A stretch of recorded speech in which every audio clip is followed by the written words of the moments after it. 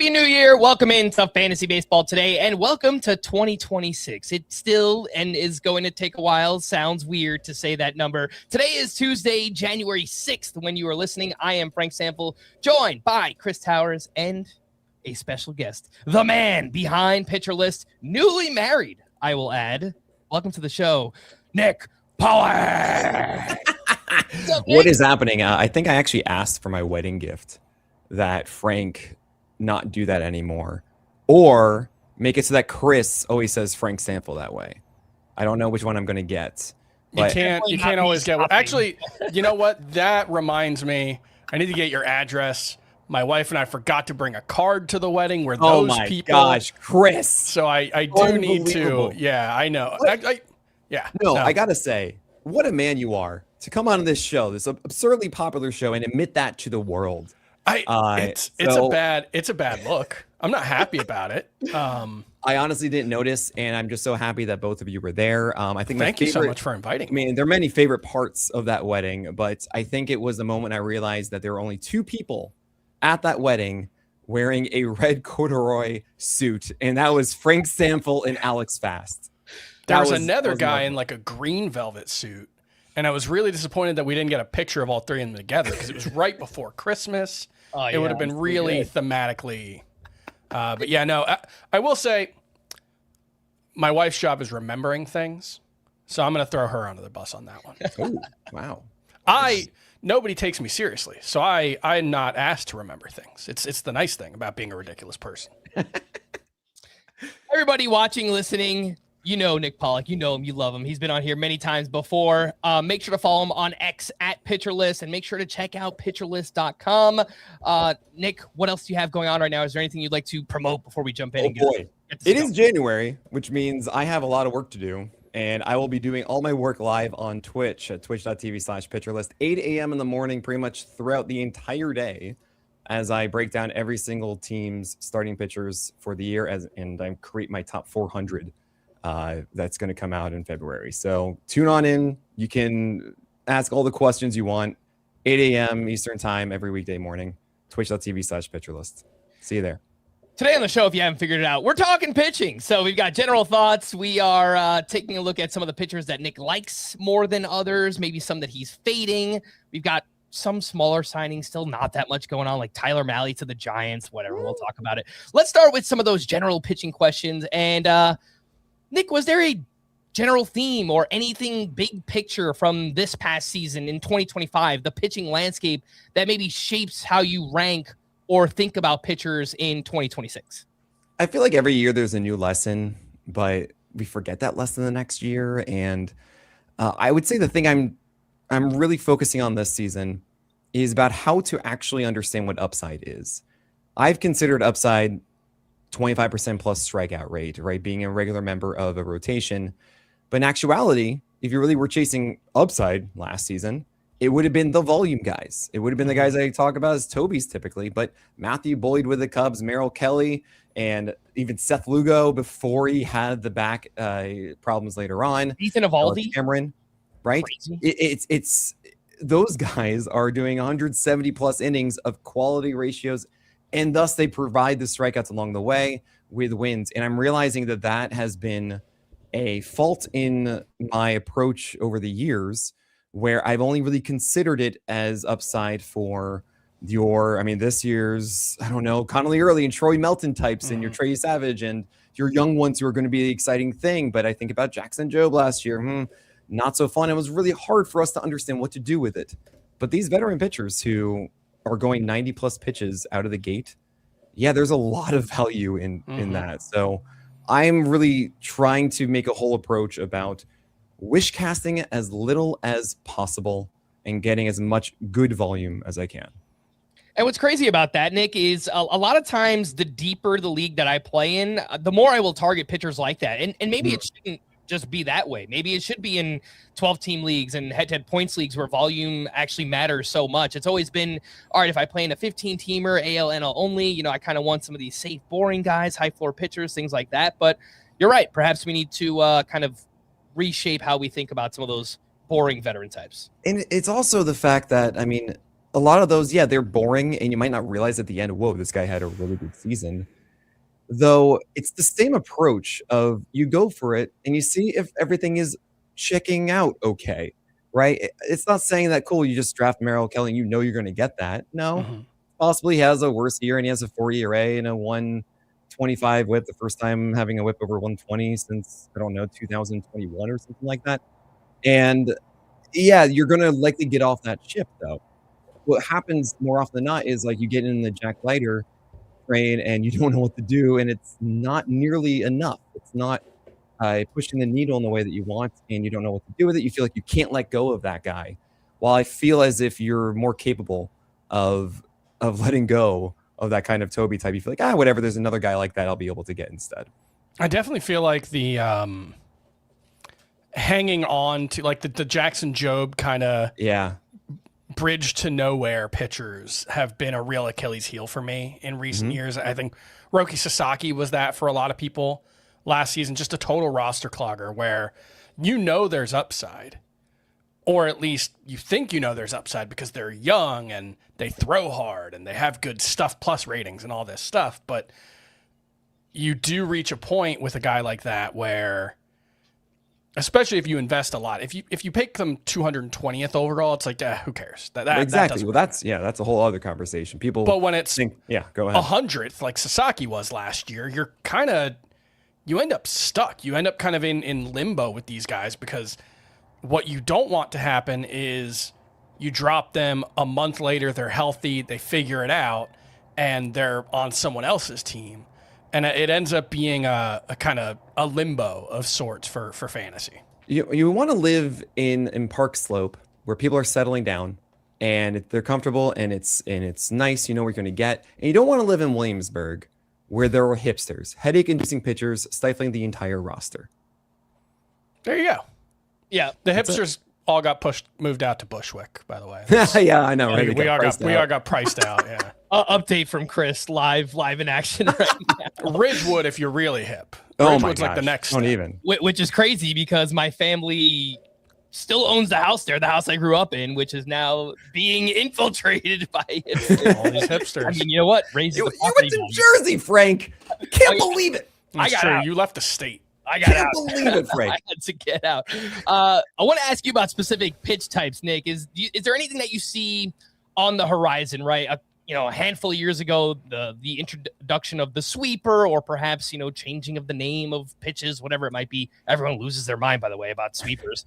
But, we've heard more about like Vulcan changeups, and, obviously there were the kick change. The splitter was thrown a ton during the postseason. I think that was mostly personnel related. Obviously, we had a bunch of splitter pitchers who went deep, Yamamoto and Gosman and Trey Savage, guys like that. Is there a specific pitch that you see could be a theme of 2026 that everyone's talking about? Well, it's not going to be the Vulcan. And it's a very easy reason why it's not going to be the Vulcan, because how you throw really it hard to grip. Is right. It is. Okay. So you do the Vulcan thing and you stick the baseball in there, and there's no way this is consistent. Yeah. I mean, look, Chris Paddock had one, right? I think he still kind of throws that as Jonah Tong now too. There's maybe one or two other guys that are popularizing it, but Imai throws one. Yeah, Imai. Yeah, I mean, look, it's I used to throw this, which is my splitter was kind of like a fork ball. The more gap you have in between the ball and your palm, the more fork it gets. The more it goes in, the more split it gets. So that means like a fork is more of a loop, like a curve, while the split is more of just a fade, like a circle change in that way. And I think in general that splitters as a reliable number 2 is a really, really tough thing to do, because you're not finding a seam on the ball. You're jamming this thing into your hand, which innately makes it less consistent, and they're more volatile as pitchers. Trey Savage is a little interesting because his slider is a number 3, but it's really number 2 because he uses it more against righties, so it's a little bit better. And then the splitter's number 3, and that's fine. But as far as one pitch, no, I think we're kind of past it now. It was the year of the splitter, but really it was the year of the cutter. Thank you so much that we all acknowledge that now. And I think Brzezowski said it really well of it's the year of the arsenal. I think was saying that too last season, while people were expanding it and understanding that against righties, you generally want to have a four-seamer in a breaking ball away and maybe a sinker inside, while lefties, you generally want that cutter and that changeup, that kind of thing, or again, that four-seamer. if there's one pitch, I would probably say the sinker returning more. The sinker went from being the thing to then four-seamers being the thing. And now sinkers are making a little bit of return, understanding that the same-handed batter is going inside.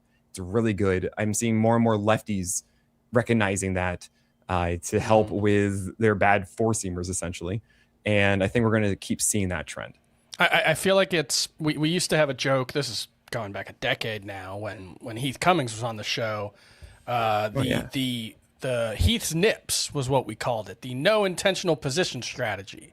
And I feel like we're kind of there with the no intentional pitch strategy. That's not actually the case because I think where pitchers are becoming much more intentional about what they throw and when they throw it. It's like every single pitching prospect, especially I feel like that I read about, is like he's got a very distinct approach versus lefties and righties. Everybody now, and like 15 years ago, I feel like most pitchers just kind of threw the same thing to everyone, and it was just, was your stuff good enough or not? And we're MLB teams are min-maxing a lot more in that regard. And absolutely, it's probably I think helped some of these like fringier talents like Matthew Boyd find a little more success.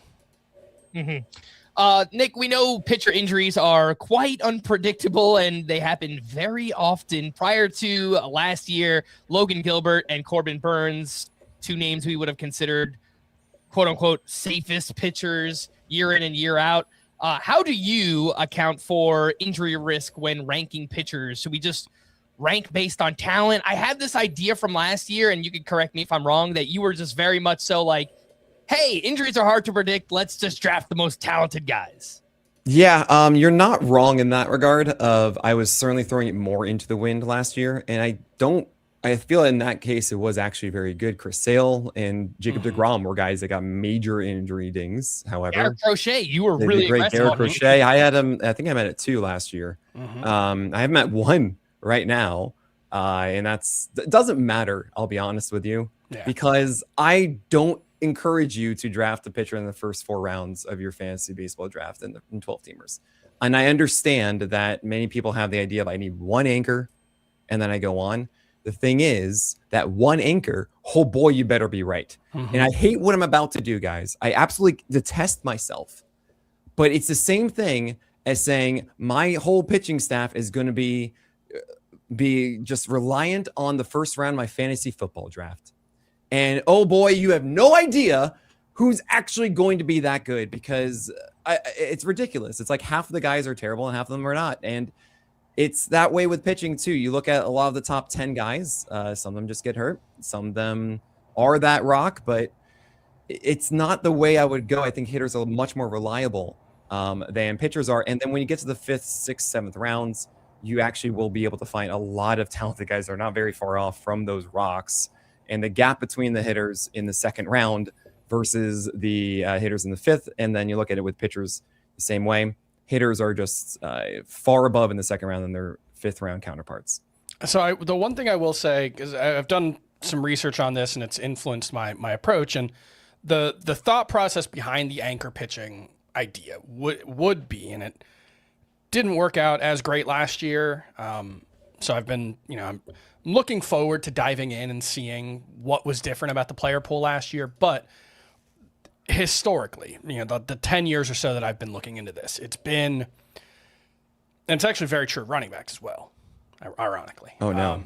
What have I done? It's the starting pitchers taken historically in the 1st and 2nd round, really, like the guys who get pushed up that way, tend to be not as good a return as the hitters in that round, but as close as you can get. Pitchers are just worse draft picks than hitters. Like, just if you compare every single point in the draft, the hitter's going to be more valuable than the pitcher. That's just the way it's going to work on average.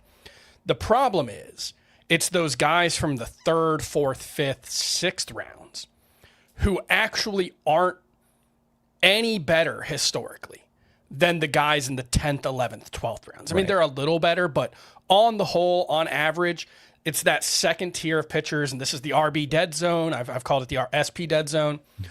That 2nd tier of pitchers tend to be just kind of complete guesswork. And it's because I think you have those guys go in the first round. I think we're seeing this a little bit this year where those guys go in the first round. I don't think anybody else after those first 3 should go for 3 or 4 more rounds, 3 more rounds probably. Well, I mean, that won't happen, but because someone wants to feel like they need that anchor or so. But I'm with you that there is that chasm between the main 3, of course, Crochet, Skeens, Scooble. Yeah, we should probably say their names. And everyone else. Yeah. But like now you have Yamamoto, I think, is the clearest example of this. Getting pushed into the second round where I like Yamamoto. He's a good pitcher. But I just can't, like, I think what's happening is, well, a pitcher's got to go there.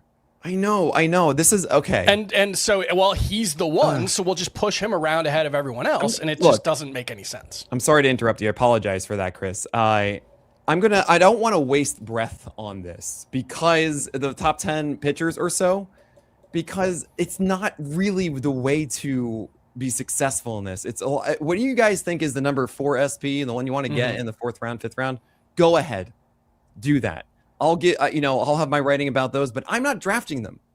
And I think the way to manage this, exactly what you're talking about, this problem, is to not jump, instead to look at where the chasm is for the hitters and when it stops, and then just go and then completely do a U-turn and then get as many of the rest of the pitchers that you can, because yes, there will be many that go 180 plus innings of quality, and that's it. And there you go. You just get as many of those as you can and you'll be fine. Like, that's the way you manage that. And if you want to take Yamamoto 4th, I'm not going to say that because he's on a 6-man rotation, and that means he's a cap ceiling. And how can you possibly have someone with such a cap ceiling as the SP4? That's why I didn't do it. But it's just, thank you. That's what I've been saying. But no, for me, like, but I don't. If you want to do it, fine. Yeah, because he probably will be very good. He's going to be great. And yeah, so it's like I really don't have that much of a problem of the top 10 rankings of pitchers and whatnot. However, I do have a problem if you want to stick someone like Tyler Glasnow or Blake Snell or Chris Sale in there, even Jacob deGrom now, because it's a different scenario than it was last year for both of those guys, all those guys. And it's just too risky. You can't, like, why would you? Yes, it could work out fine, but oh gosh, you're putting yourself in such a rough situation, and just don't do it. I just can't tell anyone to draft those guys over Kyle Bradish, who is not an injury concern that some might think because of his limited innings in 2024. And sorry, for 2025. It's actually the perfect scenario for someone doing rehab, that they didn't just go a ton of innings while recovering from an elbow injury. They get limited a bit so that they can have that full season next year. So that's where my mindset is. Who are the guys that actually have a uncapped ceiling and can produce at that high level that are not going in those first 4 or 5 rounds? Yeah. And that's why he's a professional. That's a tease, because we're going to talk about Kyle Bradish a little bit later on. I did just want to address Yamamoto for a second. I brought this up to Chris recently. You're not drafting Yamamoto, at least is how I look at it, as the SP4, hoping that he finishes as a top 5 pitcher. You're almost drafting him just hoping that he finishes as a top 10 pitcher. That feels pretty safe within his range of outcomes. He was the SP7 last year, but I do agree he is somewhat limited based on that 6-man rotation. I have no problem with him as a ceiling. That's it. You just saw the top of it, right? And I don't like drafting guys where you're saying he has to do exactly the same, right? Either it's like, cool, I'm fine with this, but then there's more possibly. And that's what I go for. That's why I don't like it with Yamamoto, because it's like it can't be better though. For me, I think he's fine as the SP4. He's 7 for me, so it's for me it's just that he's a 12 picks ahead of number 5. That he's kind of in his own tier. That's the problem I have, because I have Skeens, Crochet, Scooble in the top 12 overall. I don't have another pitcher in the top 30, and maybe that's too high. But then I have 10 pitchers in the next 16 picks. So that for me is just, my issue with Yamamoto is not SP4, fine. I won't argue with it. I don't think the ceiling's there, but he's likelier to be SP4 than probably Brian Wu, I would say. I don't know. This is right. So I mean, the likelihood and realistic stuff, this is what I'm getting at. I actually think that Brian Wu is the new Zach Wheeler. I think from a skills perspective, profile absolutely. that is exactly it. And I think it's really funny too, is that you guys might not remember, but Zach Wheeler did have a forearm strain worry and then had a phenomenal season after that. And considering that Brian Wu, after all the scares that we had in 2024, was just like fine in 2025, I feel so much better about that. You still have good Seattle Park and more Brian Wu was the wrong innings. pick to say. He's my number 4. Hunter Green. Hunter Green, fine. Yoshinobu Yamamoto I'll is take more Yamamoto likely over Green. Yeah. Sure. But it's the gap in price that I can't get around. Yeah. Before we hit our first break, just a heads up that starting this week, we are live 3 times per week throughout January. So expect to see us on YouTube Monday, Tuesday, and Thursday nights, unless we tell you otherwise. Audio podcast in your feed Tuesdays, Wednesdays, and Fridays for the month.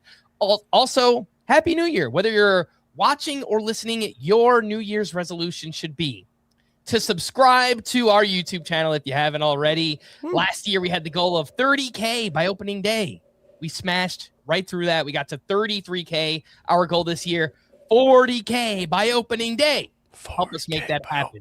Subscribe if you haven't already. Let's take that break. We'll be back right after this. The new era of UFC on Paramount Plus comes out swinging.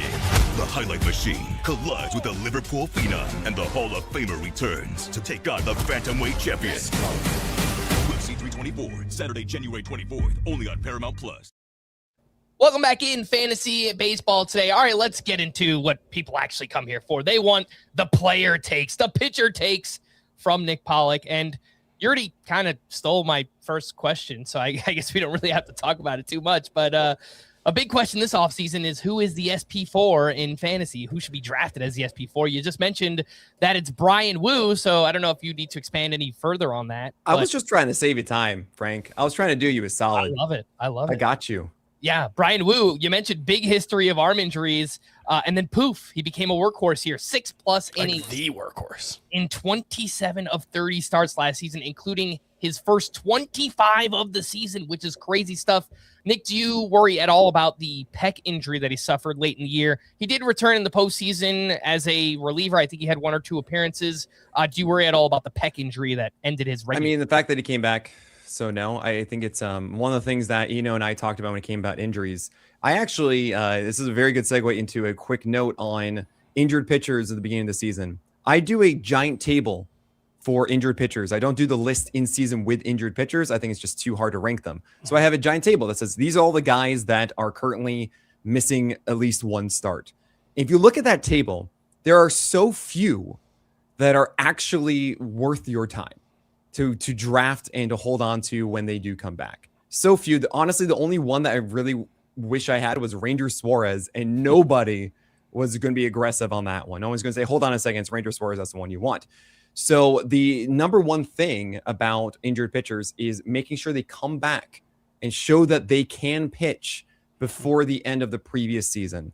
Jacob deGrom did that. That was a huge, huge thing. We just saw from Cole Reagans. That's a huge thing.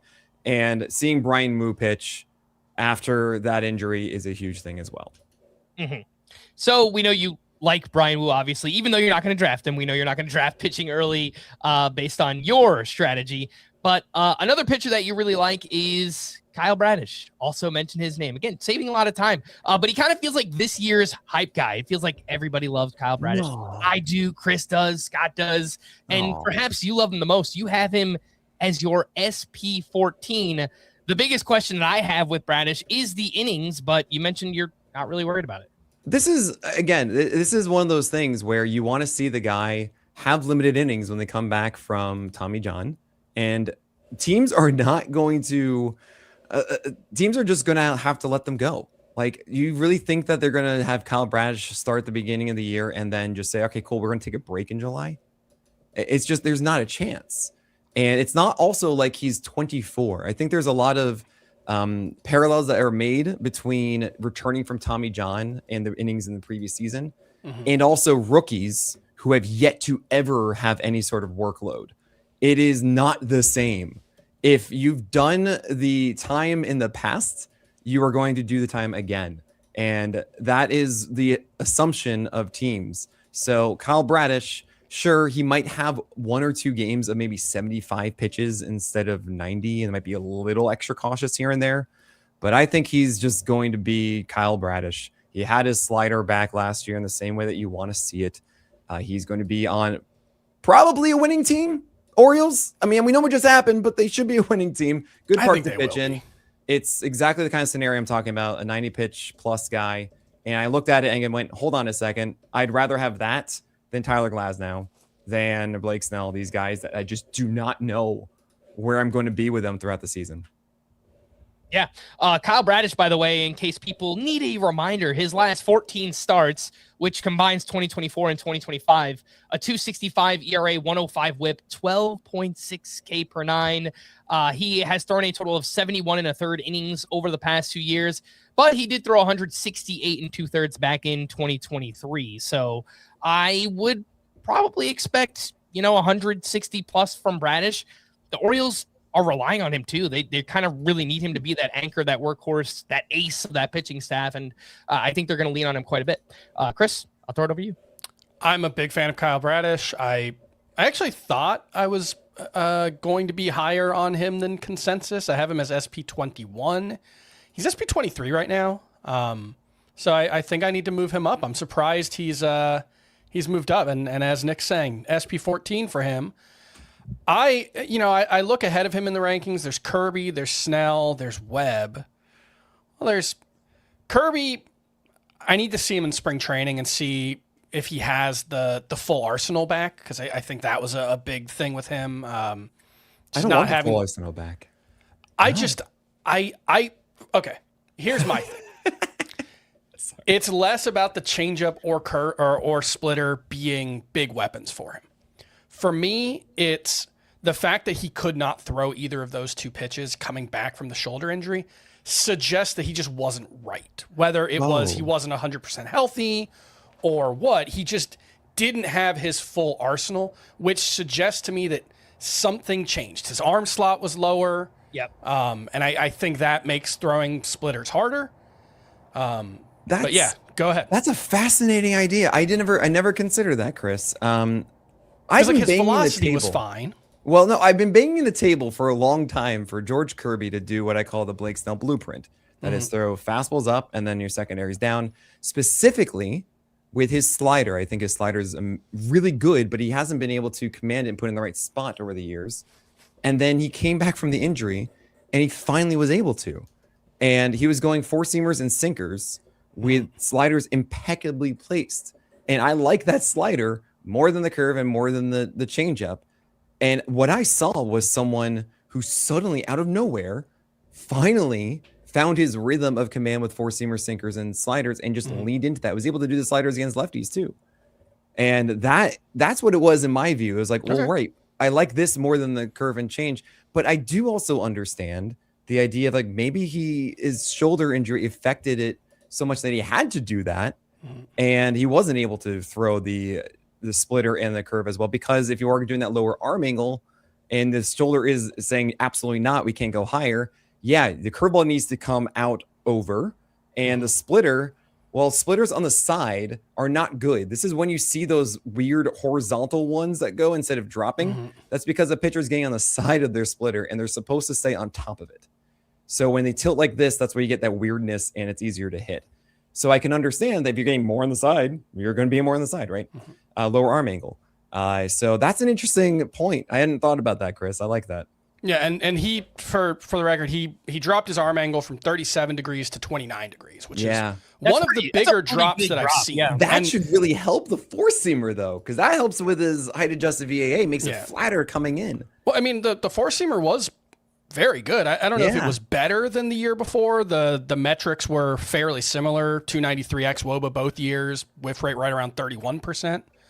So it was a little higher, about 2 percentage points higher, but sample size there is relatively small for a 2% point increase. But that was just the thought I've had with Kirby, is just I want to see, because it's possible that he just lowered his arm slot intentionally, that it wasn't because he wasn't 100%. There was something about that. But the fact that he did tinker with the splitter throughout the season and even brought his changeup back that he hadn't thrown in a couple years suggests to me that he was searching for something, that he just wasn't right. So that was just the thought I had on Kirby. Mm-hmm. And Kirby is a name that I've kind of identified early in that I guess it's more the third tier. The second tier is that kind of like SP4 to 15 range.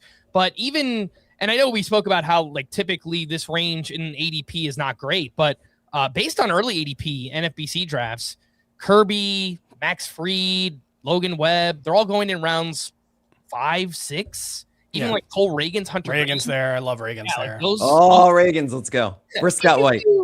Where is he? Those seem like pitchers I would love to target based on early ADP, but we'll see if that remains once we get more, CBS, Yahoo, ESPN drafts, things like that as well. So we mentioned a few names here, Nick, that you do like. What about the pitchers you don't love as much? Think it's time we start fading Blake Snell and Tyler Glasnow? Is that equal parts just their own injury risk and the Dodgers maybe not needing them as much in the regular season and saying, yeah, you could take a couple months off here and there and we'll have you in the playoffs. And one of the things, Chris, specifically, I really appreciate about you is that, the way that you talk about this game of fantasy baseball isn't just about this is what the numbers are, thus it's the highest likelihood of this. You understand very well that it's the heart of being a fantasy manager. And what is that like? And we need to manage that as well. And oh my gosh, is there anyone else outside of maybe Dylan Cease? Yeah. Oh yeah. Who gives you anxiety as a fantasy manager? It's a nightmare. Like Blake Snell? At least Dylan Cease stays on the mound. We know what he does. We know it. There's no more like beating around the bush. It's not a joke. It's not tongue in cheek. Blake Snell is bad. And then he's elite. It's just what it is every year. But the thing is, it's May 23rd. Blake Snell's had maybe a few starts. He's been on the IL, but he's coming back. He doesn't look great. And the previous 4 years have been this way. But what if it's different now? And you as a manager, it is the worst feeling. You do not want to be there. And yes, at the end of the day, maybe Blake Snell is too low on my rankings. I'm not favoring his positive results high enough. There's potentially high results high enough, and his floor is not as bad as I'm saying. However, I value my stress. I value my experience as a fantasy manager, and I don't want it. So get out of here, Blake Snell. Get out of here, Tyler Glasnow. Too much anxiety, not for me. I've used this analogy maybe recently on this show, but when I was in high school or when I graduated high school, my friends and I did a 2-week-long road trip. Ridiculous that our parents let us do this. I was 17 at the time. My parents were just like, cool, we'll see you in 2 weeks. Go figure out where you're sleeping. I have no idea what that was. And we went to Sandusky, Ohio. If you're a roller coaster person, that is where Cedar Point, the big amusement park is. Famous, world famous roller coasters. They had the Nightmare and the Thinger and whatever. And everybody loves roller coasters. I hate roller coasters. I don't like the experience of being on a roller coaster. I don't want to simulate the feeling of dying. That's what roller coasters are. And so my friends went, and I stayed in Sandusky, Ohio, which, no offense to anyone who lives there, not the most happening town in America. I had dinner at a TGI Fridays, maybe a Ruby Tuesday. And it wasn't a great night, but I just knew I wasn't going to have a good time spending, $100 or whatever it is going to a roller coaster park. There's nothing else there. I'm sure they have waffle cones and stuff, but I don't want to go do that. You got to know that about yourself with Blake Snell. You cannot be the person who's dropping or trading Blake Snell in June, because that's going to be a disaster for you. You're going to get all the worst and none of the benefit, but you have to know that ahead of time. And you can say, but at the end of the season, it's a 3.20 ERA and a bunch of strikeouts. And it's like, yeah, but did you start him for all the good starts? You probably started him for most of the bad starts. Did you start him when it turned around? That's always the tough thing. And I just can't with his price. It's just too expensive. Where you draft Blake Snell, Chris? A best ball league. Yeah, sure. They choose when he goes in your lineup, when he has great starts and things like that. Glasnow, I pointed this out recently too. Last year, on top of another shoulder injury that limited him to around 90 innings. His control was really bad. It was up over like 4 Slider was walks gone. per 9. Slider was bad. Yeah. So now we have some kind of skill questions with Glasnow, who's also getting a little bit older, and on top of the injury stuff too. As someone who rostered Dylan Cease in too many leagues last year, I understand exactly what you guys are talking about with the roller coaster ride. I wish those names were going at more of a discount than they are right now. And unless they drop, I'm probably not going to be in on any of those. Snell, Glasnow, Cease. Cease stays healthy, but he's also a roller coaster and a hipster, as Nick would call him.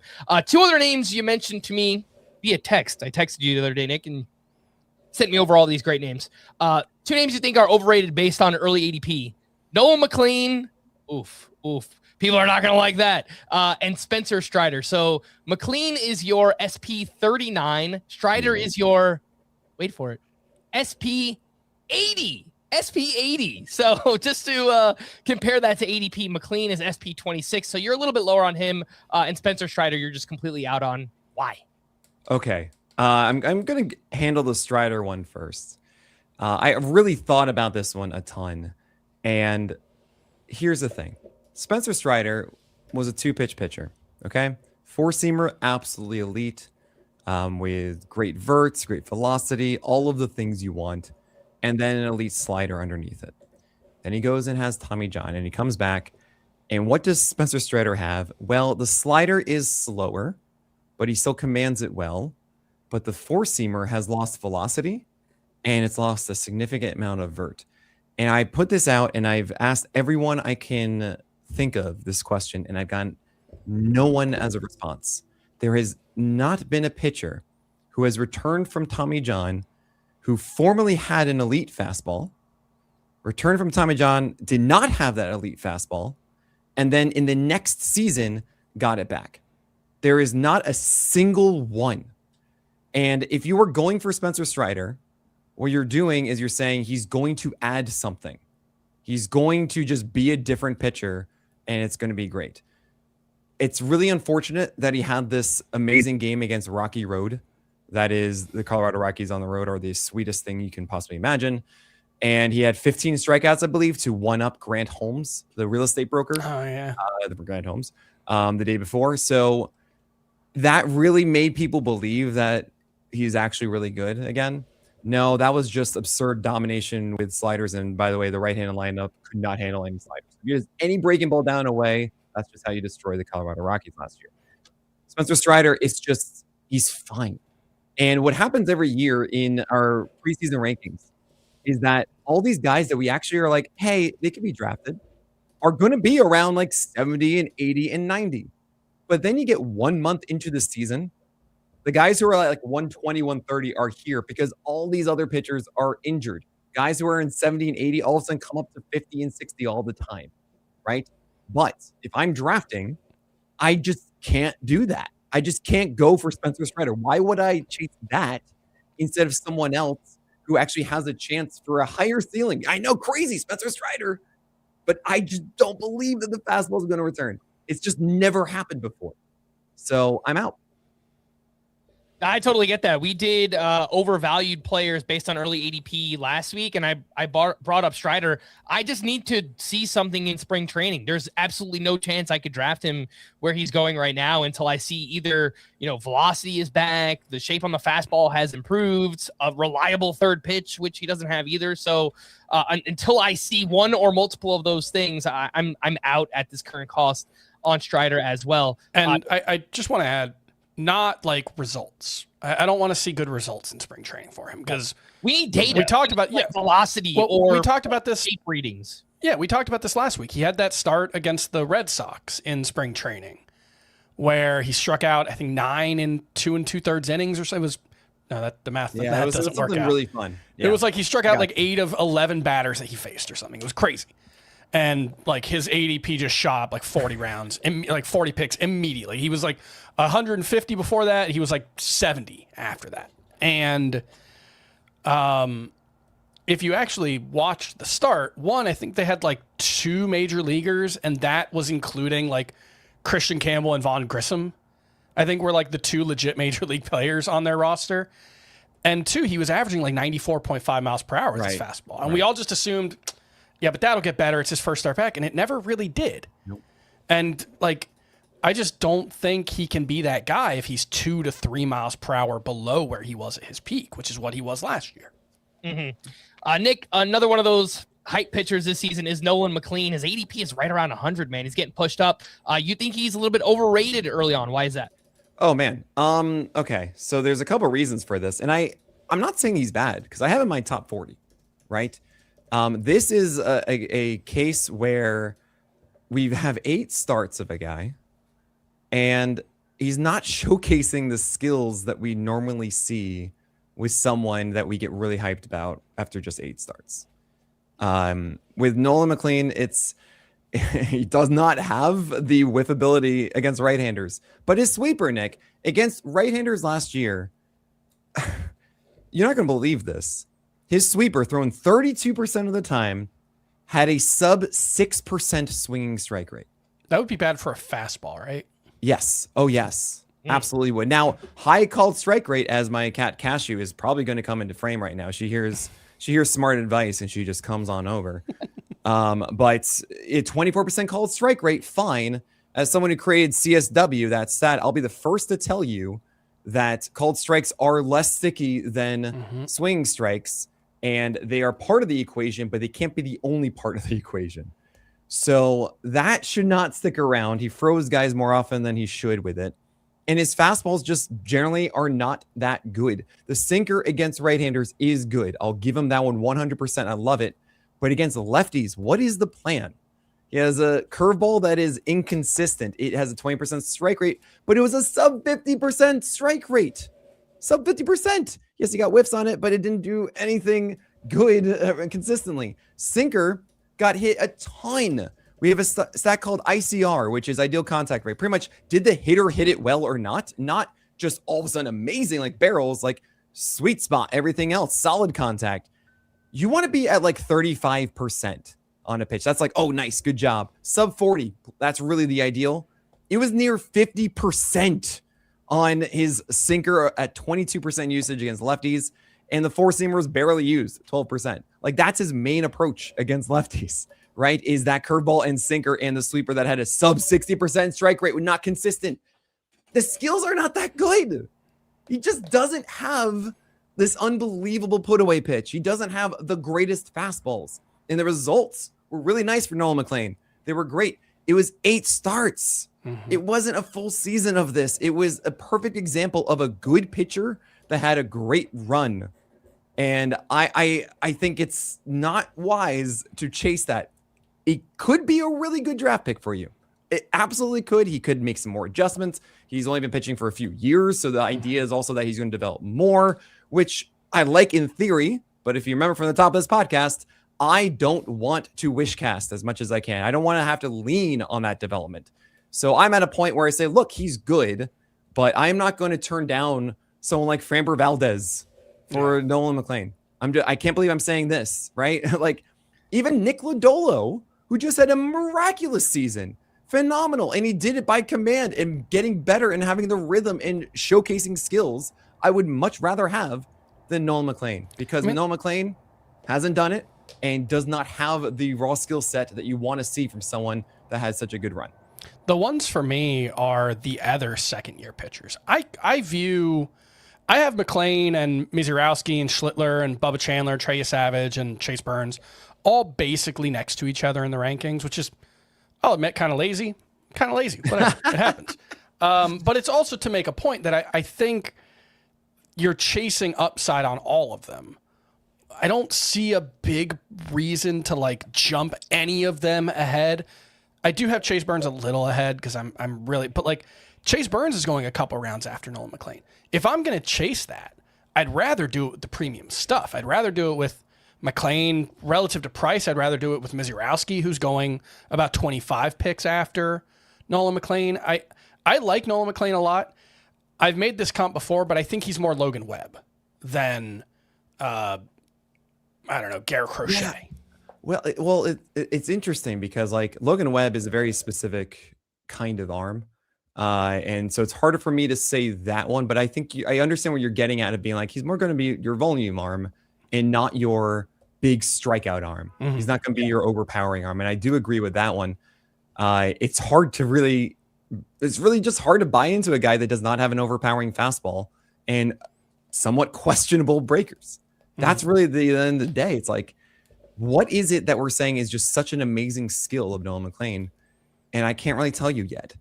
And that bothers me. Yeah, he does get a ton of ground balls. That is for sure. I would caution people on the strikeout rate that we saw in the small sample. It was 30%, 10.7 K per nine. His swinging strike rate, just 11%. Those things don't really line up. So either he's going to have to get more swings and misses, or that overall strikeout rate is probably going to drop down here in year 2 for Nolan McLean.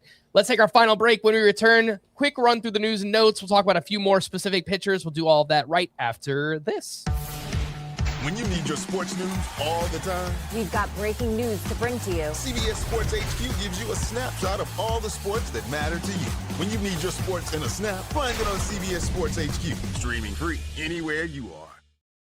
Welcome back in Fantasy Baseball today. Let's quickly run through the news and notes. Not too much going on here. The Giants signed Tyler Mahle to a 1-year deal. He is 31 years old. The surface numbers were great last season, a 2.18 ERA, 1.13 whip. Underlying numbers did not support it. He's also dealt with a ton of injuries in his career. But the landing spot, obviously, throwing to Patrick Bailey, pitching in Oracle Park. You know, I could see a lot of games that we're streaming Tyler Mahle for. Nick, what do you think about this move for Tyler Mahle? Is he anything more than a streamer for you in San Francisco? Tyler Mahle and Adrian Hauser, I know it sounds crazy, should not be overlooked in 15-teamers at the very least. They are Adrian Hauser, extra extension velocity last year and was really good at generating outs. And then you have Tyler Mahle, who I actually think was pretty good last year. And then you throw him in Giants and Oracle Park with which should be a good defense.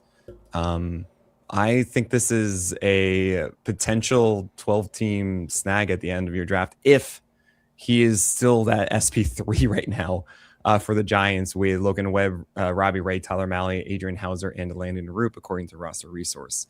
So keep an eye on that. I mean, especially for your 15-teamers, I think there's a steal here. Yeah, that feels like it's an arm away still, doesn't it?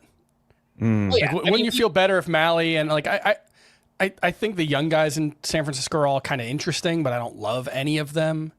Birdsong, Wizenhunt, guys. We're gone from the Birdsong train, right, guys? We're gone from that. No I'm not really on the train with any of these guys. I think they're all just guys.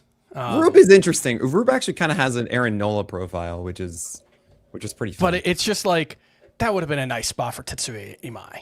You know, like it's been linked to. It feels like another number 2 or number 3. Like, yeah, I really was actually feeling like it was totally set in stone that he'd be a Giant. So yeah, I get it. Yeah, imagine like Framber Valdez and Logan Webb on the same team. It's like righty and lefty Spider-Man meme. Just it'd be great. Each other. The early ADP for Mahle is 559, so he's going extremely late. I'm sure that number will move up now that he's in San Francisco. But yes, definitely a name not to skip over, perhaps in those deeper leagues. Maybe your last round pick in a 12-teamer. We did get a report that the Blue Jays view Kazuma Okamoto as more of a super utility player rather than just their starting third baseman, which we assumed he would be. Chris, I don't know, $60 million for a utility player seems like a lot of money. Well, yeah, but that's like what, 48 Canadian? So, yeah. I actually don't know if the math on that. I don't know if it might be the opposite. That might be 80 million Canadian. Okay, yeah. So it's even more. I've only been once. He's going to play every day. He's going to play somewhere, right? Like how many guys do the Blue Jays have who aren't like some form of utility player, right? Like they got a lot of guys they move around in a lot of ways. Barger doesn't stick in one spot. Clement doesn't really stick in one spot. Lucas, all that. Like they kind of have like 5 guys who are utility players in their lineup. So is Okamoto going to fit in there? Yeah, I don't think he's going to like significantly lose playing time unless he's not any good, in which case we don't care anyway. So if he ends up with like triple eligibility, quadruple eligibility, that's awesome. Yeah. I mean, I will say this. I know I don't speak about hitters, but don't trust manager quotes. And utility player, what that actually might translate into is that he can play in multiple positions, so we're not out on other guys. Like Jake Cronenworth. Right. So it's that kind of thing. I would be shocked if he's not in the starting lineup on opening day. Marcelo Meyer, who is recovering from wrist surgery, is expected to be ready for opening day. Hopefully spring training as well. Would nice to see him there. The Twins acquired Eric Wagaman from the Marlins for somebody named Cade Bragg. Last season, Wagaman hit .250 with 9 homers and 4 steals. Chris, you got to watch a lot of Eric Wagaman. Does this matter at all?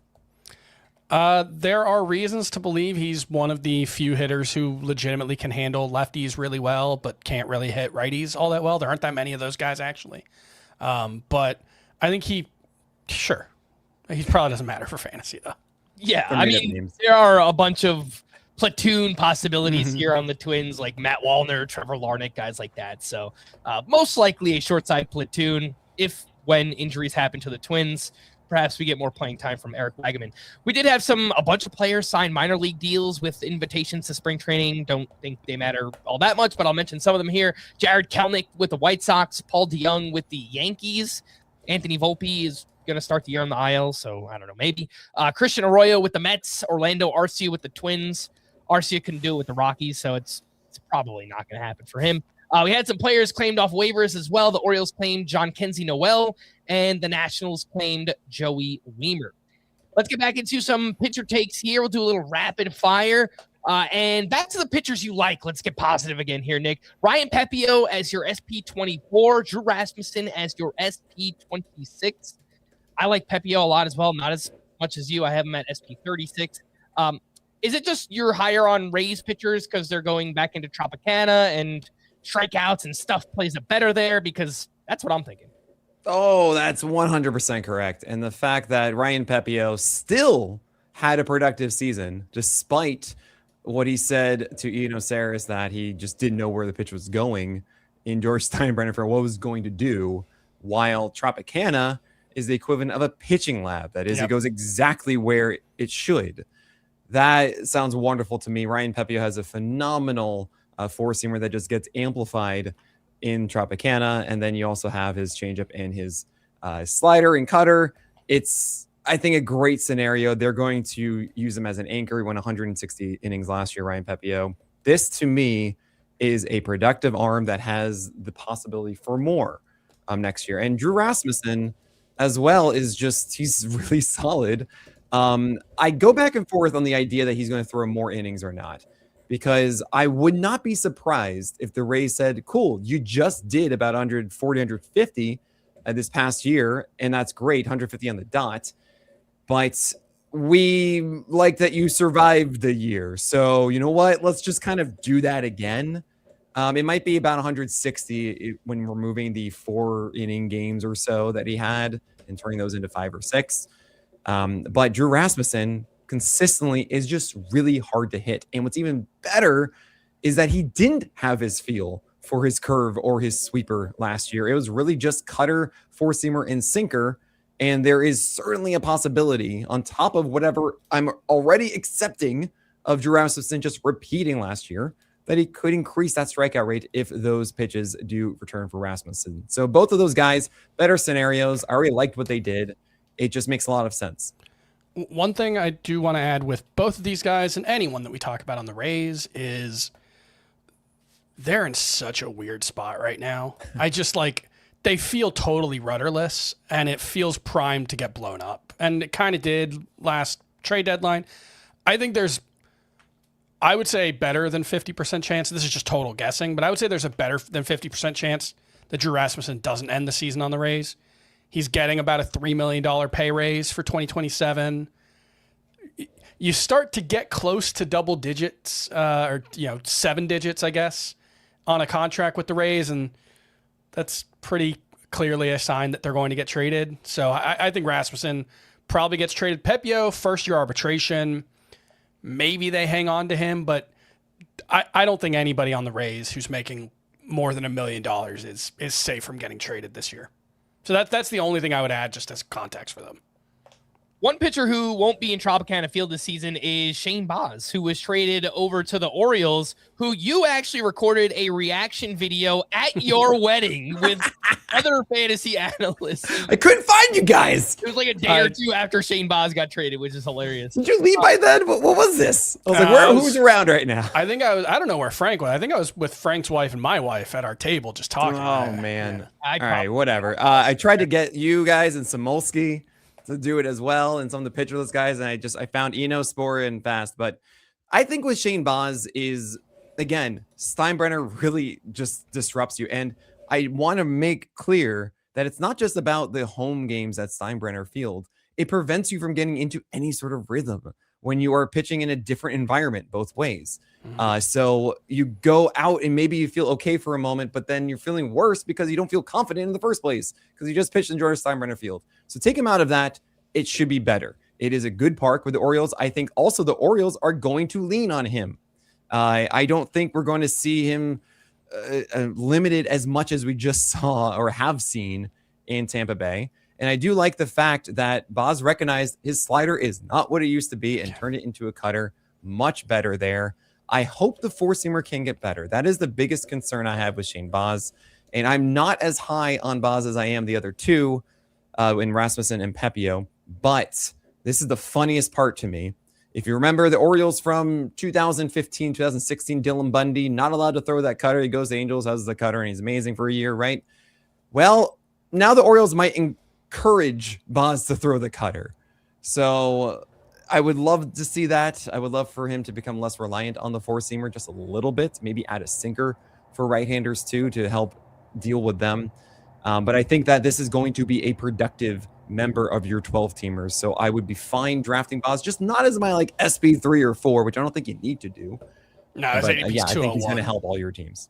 Yeah, you can get him very late in drafts, Baz. Kind of like rounding out your SP5, SP6, maybe if you're aggressive, he's a reserve pitcher or something like that. But again, yes, that's Shane Baz we're talking about over to the Orioles. How does Nick rank the rookie/second-year pitchers? That's a big topic of conversation this offseason as well. You have them in this order: Cam Schlittler, Jacob Misiorowski, Chase Burns, Bubba Chandler, Nolan McLean, Trey Savage, and Cade Horton, who you have a little bit higher than ADP as well. We spoke about McLean. I wanted to ask you about Cam Schlittler here. He's at the top of the list for you. Why is that? And any concern over the big velo jumps over the past couple of years for sure? Right. So, okay. I understand the fear of velo jumps. I really do. Like, I get it. Like, okay, these velo jumps happen. We've seen injuries before with it. Cool. I mean, we've seen injuries from like every second year exciting pitcher. Everyone here is an injury risk in this way. And what Cam Schlittler did is he was trying to figure out his approach. It really is location of pitches. He had the four-seamer working, but then the sweeper and the slider and the curveball all mangled together kind of up in middle of the zone a bit too often. But then he had this start against Tampa where he finally figured out, I'm going to go cutter and curveball and have some pitch separation. And from then on, he was just a different animal. And it's annoying how the playoff tax works. But there are certain situations like Savage and with Schlittler that getting that extra look at them actually helps me because I understand more of them. I didn't get much of a sample in the season. And Cam to me is in a perfect situation. I mean, you want to be a pitcher on the Yankees for fantasy value. And you want to be a guy that throws a great fastball with good velocity, with a great velocity, with two supplemental pitches that you can throw for strikes. That is a scenario with Cam Schlittler. No, he's not going to be as good as we have seen in the playoffs and whatnot. However, I think that you're just going to see him go constantly and be successful. So that's why he's at the top of it. I probably won't have any of these except Cade Horton, to be honest with you. Tell me why. The Cubs defense. Yeah. This is one of the tweets I put out, which was you can actually see that the Angels had like a negative 51 outs above average for their infield last year. And then you have the Cubs and the Diamondbacks like plus 30 or so. And if you do kind of the math, like, well, maybe that's just like one extra out a start or so it doesn't feel significant. That statement is like saying, oh, the climate change isn't real because it only goes up like half a degree a year, right? It sounds very small, but that's actually very significant. Well, adding an extra out per start means that you're getting out of jams that you normally wouldn't get out of. Well, also, it's 1.5K per 9. Yeah. Like if you think about it that way, if you were saying being on this specific team is worth 1.5K per 9, oh, well, that's huge. I mean, obviously it's not, the analogy doesn't quite work in fantasy because strikeouts are specifically worth something that regular outs aren't. But in terms of run prevention, I do think I worry I haven't quite adequately accounted for how good the Cubs were last year.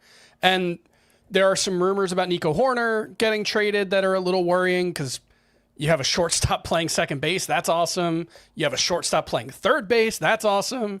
But that is, I worry that I'm just systematically underrating the Cubs pitchers because of that, for sure. Right. And it's part of, I tried to make it my analysis, but it's also really hard to understand team defense and how elite they're going to be throughout the year because guys get hurt and they get replaced and all this stuff, and it happens.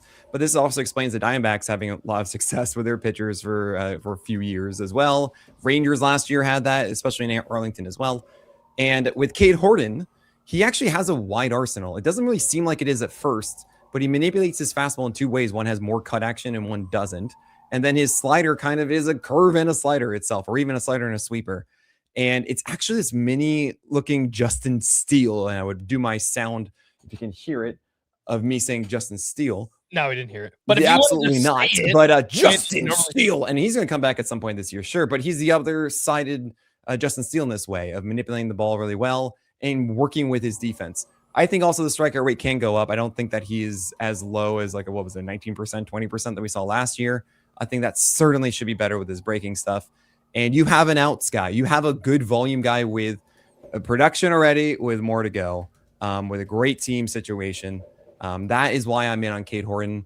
And I think that Trey Savage is just above him because of the slider, but I'm a little worried about his fastball. It is not as good as we thought. So there's more risk with those, but more of a ceiling, while Cade Horton's just like, that should be very solid. Two more names that you seem to be higher on. You texted me Connelly Early is, quote, dope, and Dustin May is intriguing again. Yeah. Why is that? Oh, man, Connelly Early is like, is Max Fried, but young. I mean, he has such a wide arsenal. 5 of his 6 pitches have an above average PLV. That is the hour pitch quantifier, stuff plus, location plus. We have a PLV stuff plus. We have a PLV location plus. We just shove them together. And his 4-seamers, changeup, his sinker, his slider, his sweeper, all above average. His curveball is actually really good too, in my view. He just didn't throw enough strikes with it last year. It was just sub 60%. But it had a 19% swing strike rate, and its PLV was like 498. It was almost right there at that 5 mark. With that, you want to have for PLV. Connelly Early, to me, is exactly the kind of pitcher that the Red Sox want to have at the back end of it and build and allow to develop properly. I think he has an inside track against Peyton Tolley. As much as I love Peyton Tolley's 4-seamer, that's all he has. So Connelly Early is a refined pitcher. He's a command pitcher with all these tools, with all have an above average, over a 10% swing strike rate. Yeah, he's really good, guys. And I'm really excited to see a lot more of Connelly Early. If I'm going to go for some of these young ones that some are interested in, like Emmett Sheehan and Troy Melton are in that, I think that Connelly Early is the one that I would be going for if he has that locked rotation spot. Yeah, that's the question right now. The Red Sox, on roster resource, they've got Cutter Crawford and Patrick Sandoval on there. I guess just because of money, like they are paying Patrick Sandoval like $10 million, I think, or something. And really, they're paying him $18 million this year. Actually, it's crazy because they Irish gave him Panda. They gave him a 2-year. They gave him a 2-year, $18 million contract. He didn't pitch last year, so they're paying him $18 million this year. I think that's the Walker Buehler of this year, where they're going to give him some chances. I'm not expecting much. If Patrick Sandoval isn't looking anything decent in spring training, you think the Red Sox are going to still go for this? Walker Buehler was pretty awful from day one. Walker Buehler wasn't as bad in the spring. No, I don't know. I guess I don't remember the spring. I remember him being bad. Oh, he was bad in the season. Overall. And I was like, guys, please run away from this. And so the fact that they stuck with him as long as they did, $18 million is a lot to get. It's nothing. not Walker Buehler who had like ridiculous seasons before. But the money's Patrick pretty Sandoval similar. hasn't done that. Yeah. The money's pretty similar. Is my only thing. I mean, sure. Buehler got like 22 million. Sandoval it's 18. So that's just. I think they're going to give him a chance. But there's also rumors that they've been talking about trading Brian Bayo. I've seen that also going with around, Cutter Crawford has been thrown around too. Yeah. So I hope we see Connelly Early starting, and life finds a way, right? Like someone's going to get hurt. Like Patrick Sandoval has to stay healthy. Cutter Crawford has to stay healthy. There's no guarantee of any of that. So there's also he's going to be in the rotation at some point fairly early. It's just, do you have to sit there for 2 weeks taking a 0 on your bench? No, I do not recommend that whatsoever. Do not stash at the end of drafts, guys. Just don't do it. Yeah. It's not worth it. I do think there's a buying opportunity right now on Connelly Early for all the reasons you guys are talking about. A lot of people go to roster resource. They're going to see, hey, Connelly Early is not projected to be in the rotation. His ADP right now is 221. I mean, that's pretty low right now for a guy we think has a lot of upside. So this is like the age-old, draft talent, not role, and it'll all work out kind of thing. So hopefully it does with Connelly Early. Chris, I know you had Nick, before we... I was just going to say the real thing you want to do post 200 in your 12-teamers is draft guys who you can drop super early, even before the season starts, where the only question is if they're starting or not. Because then you have that open roster spot and you can put your hand in another pot instead of a guy that like you don't know if he's going to be good or not and he's starting and you're not going to be able to make that decision for 3 weeks or something like that. So Connelly Early is absolutely the kind of guy I would go for. Chris, I know you had an interesting / fun question you wanted to kind of wrap up here with Nick. Yeah. What are the 3 most impactful specific changes that a pitcher could make? Like 3, if you were a pitching coach around Major League Baseball and you're adding a cutter. I know you love a cutter. You're getting rid of a splitter. I know you hate a splitter. Well, only as the number 2 pitch. How many times do I need to say this? Only as the number 2 pitch. So Alex Chamberlain has ruined this for me. Okay, what are 3 the most impactful specific changes you can think of for a Major League pitcher right now? Okay. Adding velocity is number 1. Well, sure. Okay. I mean, that's just like, just figure it out of how to do it because it's just unbelievable. Cam Schlittler did it. And yes, sacrifice some command for that velocity. It's just kind of proven over and over again. 2 is workload, believe it or not. Just the team itself allowing them to throw enough pitches. And 3 is velocity again, because it's just that important to do it. No, I mean, I would say more so is actually it's something I talk about a lot. And when I do get the opportunities to work with players and teams, one of the things I really just spend my time on is mindset of where are you actually trying to throw these pitches. And I've seen this before, and I think one of the more exciting things that I get to do is with my SP Roundup, that is the article I do every day of the season, where I break down every pitcher, I get locations in that. And I can start to see if George Kirby is actually locating properly. And that can be a major shift of their skill set and their ability, is that instead of Nick Lodolo having that 4-seamer all around the zone, now he's actually being able to go up and in to a lefty and separate it with his changeup. JT Ginn had some really fun moments, and that was when he was actually living around the edges and really focusing on missing inside with his cutter instead of missing over the plate with his cutter.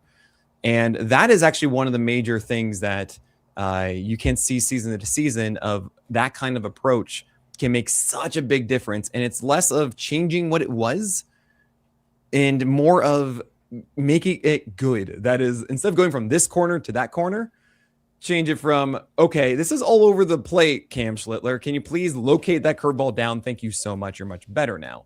That would be a major one I'd focus on. And you're going to hear a lot about pitch types, guys. It is one of the most fun things that you hear around all the whispers and the rumors about pitch types. And, oh, yeah, you know what? He's going to be leaning into a cutter now, and he's developing a splitter. I looked back at, I believe it was Jason Collette's pitch tracker from last year. I think there were maybe 3 pitchers in total who we reported on their adding a pitch that actually was significant through the entire 3. Okay. And it was about 100 or so different people adding a pitch. So don't bank on that. However, the ones that did work were sliders. And sliders are so imperative. A pitcher without a slider needs a slider. It is just the most effective whiff pitch you'll find. And finding those whiffs are generally going to be a slider. So if I had to do it again, sure, adding velocity, sure, having the workload change. But I would say it's really honing in on command, not control, but command, and how they're using these pitches, moving away from pitches that don't have strikes to pitches that do have strikes. And then leaning away from, really the bad pitches to get more whiffs with other things. It's that simple when you're looking at these changes. He is Nick Pollack. Make sure to follow him on X at PitcherList. Check out everything he's got going on over at PitcherList.com. And Nick, I'll give you one more opportunity just to let everyone know what you've got going on. I know the Twitch channel is kind of starting back up, and you're doing a lot over there right now. Absolutely. Yeah, guys, come hang out with me all of January, 8 a.m. Eastern time throughout the entire day of weekdays as I go over every single pitcher, ask any questions that I have. But I can't emphasize enough, we have a ton of things coming out with PL Pro, including our live draft assistant, which is beautiful. And you'll also have a pro dashboard this year where you can add your teams from all your leagues and get our projections in StatCast data to tell you more about the decisions you should make, curated for you. So no more you going off to StatCast and all that stuff and trying to figure out the right time to look at a rolling chart. It will be fed to you. We have our beta launching this year. It's going to be part of our PL Pro package, no extra charge. So go get in today, PL Pro. You can get 15% off with promo code CBS Podcast. Wow. So come on down, 50% off PL Pro yearly.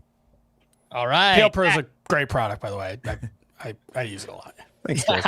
I honestly, I use the player pages. Is that part of PL Pro, Nick? Well, the PL player pages on our site are free. However, what you get with PL Pro, you get the rolling charts, which are just unbelievable, with Process Plus as well.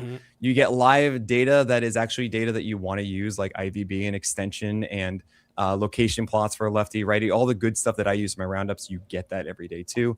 And 20 other million things like my sit and start tool for 14 days out into the future in season. There's so many things you get with it. You know, a lot of people ask, how do I get better at understanding pitching and things like that? Well, Nick just broke it down for you. You go to PitcherList.com and you use all these amazing tools. We do appreciate you for hopping on. We're going to wrap there. For Nick and Chris, I am Frank. Thanks as always for tuning in to Fantasy Baseball today. Please make sure to follow and leave a 5-star rating on Apple or Spotify, and we will be back again tomorrow. Bye-bye.